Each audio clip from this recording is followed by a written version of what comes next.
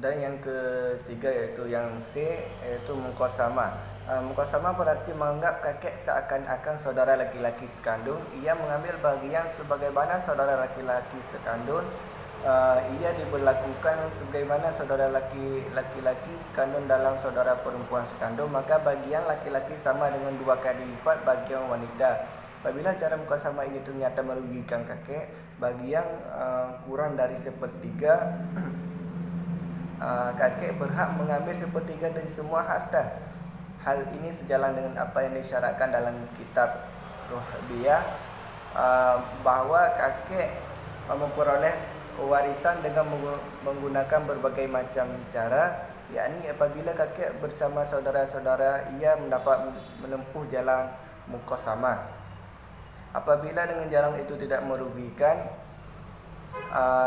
atau ia mengambil bagian sepertiga secara sempurna dari semua harta, dan ternyata cara muqasamah mengurangi bagian kakek, dengan syarat tidak bersama-sama dengan ahli waris lain yang menjadi ashabul furud, kakek mendapat bagian yang sesuai dengan pengertian tersebut, iaitu inilah yang ditunjukkan oleh penyusun Nazam Rahabiyah. Ketahuilah bahawa kakek mempunyai beberapa keadaan akan diberitahukan kepadamu secara berturut-turut.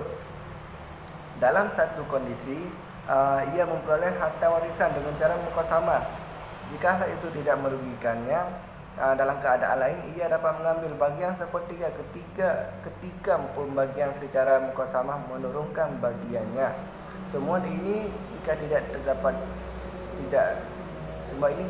dapat dalam ahlus siham, yaitu orang-orang yang berhak memperoleh bagian pasti.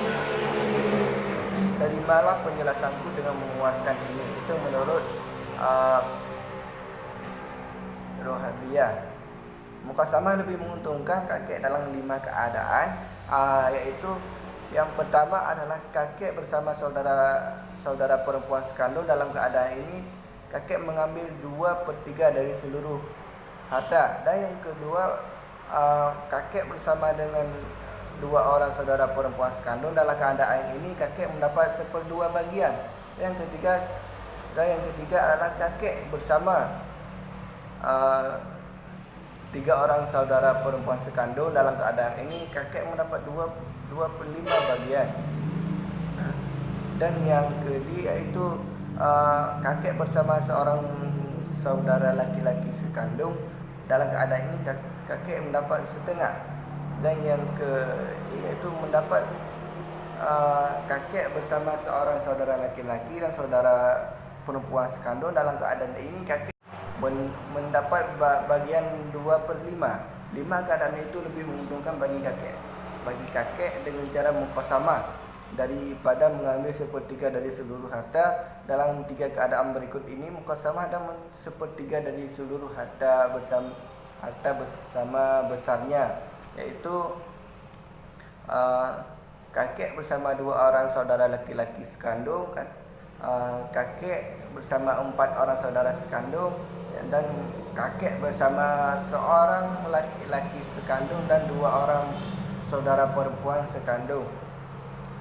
Hukum warisan kakek pada kondisi kedua, yaitu jika kakek mendapat warisan bersama dengan saudara laki-laki atau saudara perempuan, serta ahli waris lain dari golongan ashabul furud, kakek mengambil bagian yang lebih menguntungkan dari 3 cara berikut ini. Ada kalanya dengan muqasamah, ada kalanya mengambil 1/3 dari sisa, ada kalanya mengambil 1/6 dari seluruh hartanya.